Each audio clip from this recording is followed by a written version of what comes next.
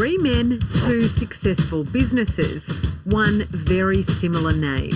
This is a tale of innovation, initiative, and the importance of trademarking. When Tim Bishop and James Bowden started their business manwithavan back in 2001, they had never even heard of Michael Cummins or Man and His Van.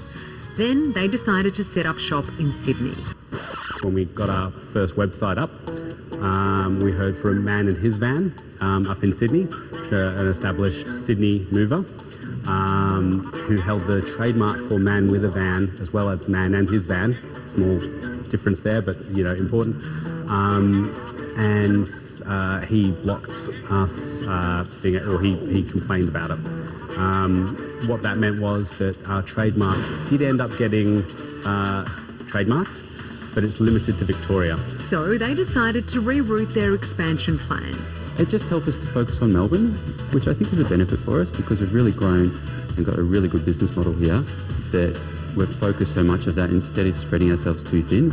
Customer service at the company's core. The ability to build a rapport. The physical stuff comes second. Because that's one of our points of difference is lovely guys. All of our guys are lovely, but they're also highly trained. Tim and James value their staff so much they even named their trucks after them. If you're with us long enough, and we've got guys who've done upwards of 3,000 moves, you have the honour of having a truck named after you eventually. Wow. For example, we've got a Sideshow here, named after a guy that has big curly hair, looks a bit like the Simpsons character, Sideshow Bob.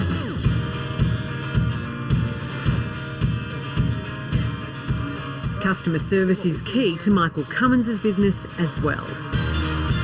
He founded Man and His Van in Sydney 25 years ago. And like Tim and James, he started small and scaled up fast. Saturday and Sunday, just to supplement the income, I was doing furniture removals. And it got to the stage where I was earning more money on a Saturday and a Sunday than I was for the rest of the week. So it was really an obvious decision to move into furniture removals. The business name was registered and, with a fortuitous flash of foresight, trademarked.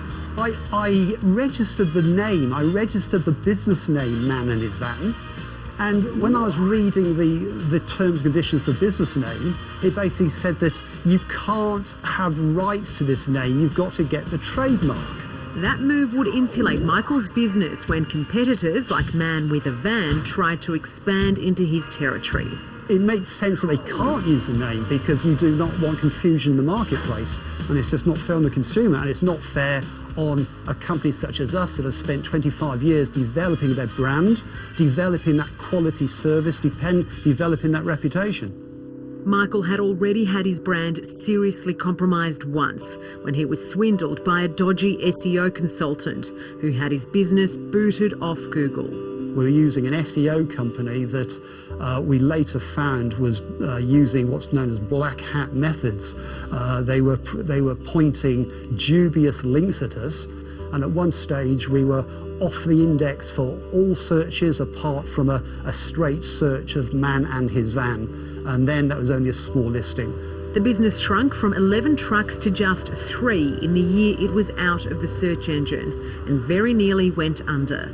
The work really dried up. We let some really good staff go, and it hurt. It still hurts. By that stage, we were debt-free, and that's the only reason we're able to survive. The men in their vans have expansion plans in 2 quite different directions. Michael's focusing on storage and supplies and opening a new site, while Tim and James are continuing to ramp up their removals in Victoria and doing some volunteer work as well. We were contacted by a group called Friends of Refugees a while ago, and we started doing moves on Sundays for them. They're a church group helping deliver material aid to refugees, and since then we've expanded out to help out ASRC and a bunch of other refugee organisations. And for the time being, they're comfortable in their own orbits. We've sort of coexisted for the past 15 years or so. It seems to be working out pretty well, as long as they're down there and we're up here. We'll give the final word to Michael with a valuable piece of advice for new small business owners. Shadow of doubt. If you've got a good idea, if you're convinced it's going to take off, then get it trademarked. a few $1,000s or something, and it's well worth it.